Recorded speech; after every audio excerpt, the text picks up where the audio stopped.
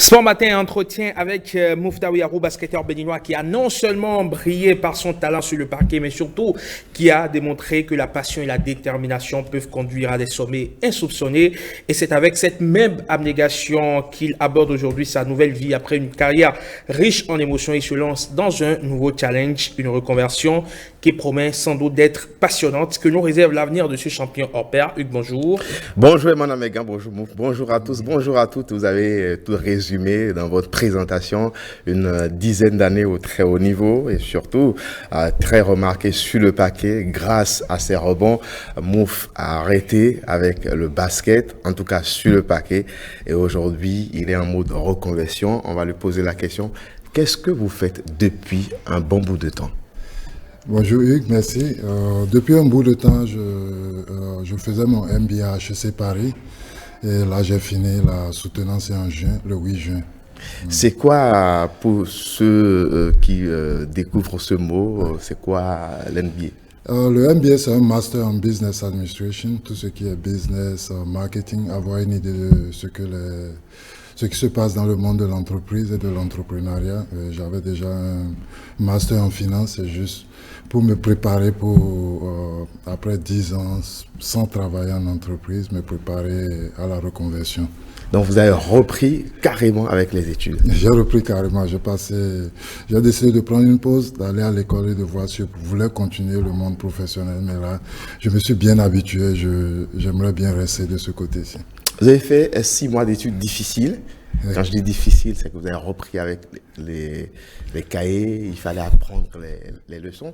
Vous êtes resté, paraîtrait-il, un peu trop focus sur les leçons.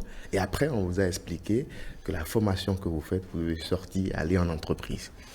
Oui, quand j'ai commencé, je voulais rattraper. Je me disais que j'avais beaucoup de retard, où je me focalisais sur le cahier, lire et tout. Mais après, on m'a dit que le MBA, c'est plus le réseau.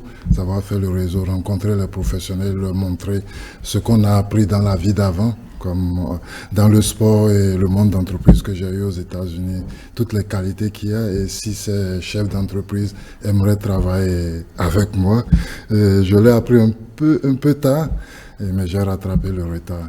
Vous étiez environ 200 étudiants, je vais dire, répartis en classe ou en série.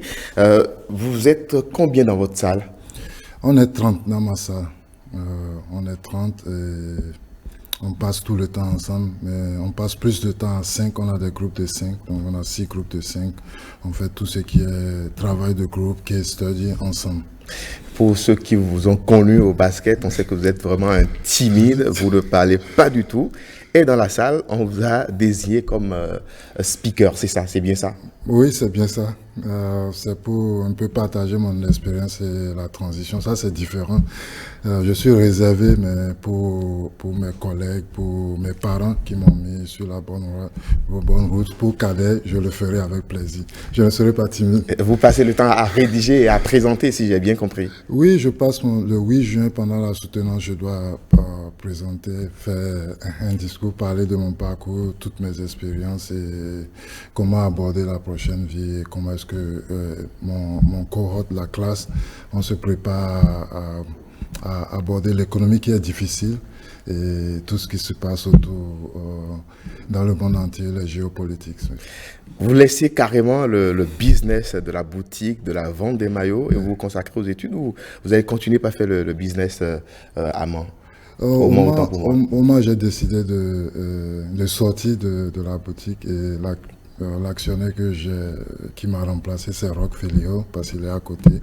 Et c'est une boutique que j'ai ouverte avec des amis au Mans, et c'est un plaisir d'avoir un compatriote béninois dedans qui va les aider à continuer à grandir. Je préfère me focaliser sur le plan que j'avais depuis très longtemps avec maman, un cadet, ce qu'on a prévu, être dans le business. Mais là, il me faut tout le temps, je ne pourrais pas faire les deux. Quelle sera la suite après la soutenance? Vous allez travailler en France, vous allez travailler aux États-Unis, vous allez travailler ici au Bénin? Je vais être très proche de l'Afrique. Il faut prendre de l'expérience d'abord. Donc, je pense que je serai du côté de la France, et entre la France et les États-Unis. Et après, quand je me sentirai prêt, je reviendrai en Afrique. Vous êtes installé carrément à Paris, vous êtes installé en France, vous avez une maison en France. Vous avez également des choses que vous faites ici. Est-ce qu'à la longue, on va voir un move comme entraîneur, un move comme agent de joueur, où le basket c'est fini définitivement et vous allez rester focus sur les études et dans le milieu du business? C'est une très bonne question. Et je ne me vois pas. Je me vois du côté du business et je ne me vois pas du côté du coaching, du côté un peu politique du jeu. Je peux dire, je l'ai vécu pendant très longtemps. Donc, je ne veux pas être de ce côté-là. Je veux être du côté business et de la formation de la jeunesse. Et c'est un très bon point. On travaille avec les expatriés. Et quand je dis expatriés, c'est tous ceux qui sont d'origine béninoise pour avoir en collaboration avec le ministère, la fédération et bien sûr pour la formation. Moi je pense on voit les joueurs serbes aujourd'hui, ils se sont basés sur la formation et c'est ce qui m'intéresse vraiment parce que ça m'a manqué pendant très longtemps. Vous êtes arrivé à Cotonou il y a quelques jours. Vous avez suivi quelques rencontres. Je fais une petite sortie de route. On va revenir sur le sujet avant de conclure. Vous avez suivi quelques rencontres du championnat. Honnêtement, quel est le niveau? Sans langue de bois. Bon, j'ai eu le temps d'écouter un peu ce qui se dit autour du terrain. J'ai eu beaucoup de discussions. Selon ce qu'ils ont dit, on doit plus travailler sur les fondamentaux. Donc la formation, bien sûr, ça prend du temps. Le Bénin n'est pas, on appelle le Bénin le quartier latin. Ça commence par être un pays du sport avec tout ce qu'il y a autour. Il y a un championnat pro, ce qu'on n'avait pas. Donc on doit être patient, mais c'est se baser sur les fondamentaux. Pour moi, un joueur qui se base beaucoup plus sur ce qu'on donne, je pense qu'il manquait beaucoup d'engagement. Et je ne l'ai pas dit, c'est Madame Madjanoan qui l'a dit et je l'ai vu. Sur le terrain, quand on est sur le terrain, il faut s'engager. Il faut vraiment se battre jusqu'au bout et se donner pour ses coéquipiers. C'est quelque chose qui s'apprend donc très jeune. Et si on le fait à la formation, dès le départ, on sera très fort dans le futur. J'ai encore deux autres questions pour vous. Vous avez arrêté le basket, oui. Vous avez arrêté votre business et vous êtes focus sur les études. Comment on vit avec sa famille, surtout quand on est marié et quand on a une fille? Il n'a que 2 ans et demi. Oui, il faut tout planifier. Je suis quelqu'un qui, depuis très longtemps, je planifie tout. Donc, je sais... Je rappelle que vous avez été très brillant au bac. Vous avez un bac D avec une mention bien. Oui, j'aime planifier, donc savoir quoi faire quand et avoir de très bons proches. Des gens comme vous, monsieur Hugues, autour Cadet, qui parlent, prendre ses conseils. Là, ça me permet d'avoir une très bonne balance, une très bonne vision de la vie. En retour au pays, dans l'immédiat ou... Pas dans l'immédiat, mais c'est le pays, on veut tous vivre chez nous. Et donc c'est quelque chose qui est dans un futur très proche. Merci beaucoup, Mouftar Yaro. Merci Hugues. Merci beaucoup donc à vous, Hugues Dissoujean, pour cet entretien.